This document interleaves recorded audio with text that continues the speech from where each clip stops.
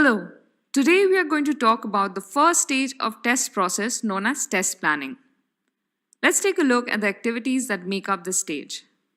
The first activity is defining the objective of testing.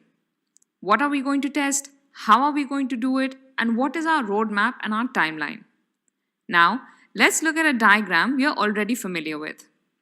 Before we start, remember that test planning concerns itself with high-level activities, like when we are going to start or end something. It isn't an activity by itself.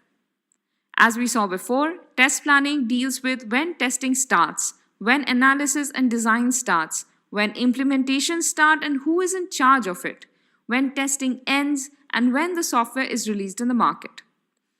All of this is planning.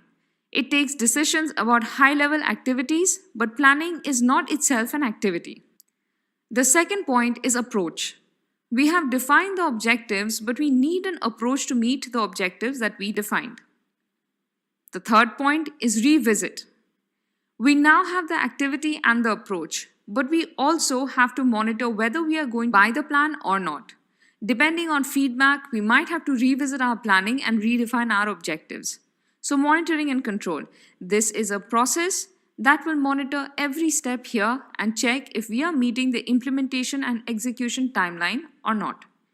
If not, then it will communicate with the planning stage where the plans will be adjusted and the objectives redefined, and the roadmap will be drawn again.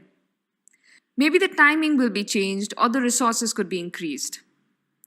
So, first we define the objective, then we see how we can achieve that objective, and finally, we monitor whether we are achieving that objective or not. Now, the planning stage starts with the initiation of the test process. As soon as the test process starts, so does the planning stage. Then it ends with the closure activity. Once the testing activity closes, so does the planning activity. Between the start and stop, there are several more steps. There is the test strategy, which helps define the path we will follow during testing. The next is, what is the entry criteria? What do we need to accept the software? What is the test execution schedule? When will we execute our tests? What is the exit criteria? When can we say that the testing is over? And many other such questions will be asked in between these. So, these are the activities between start and stop of test process.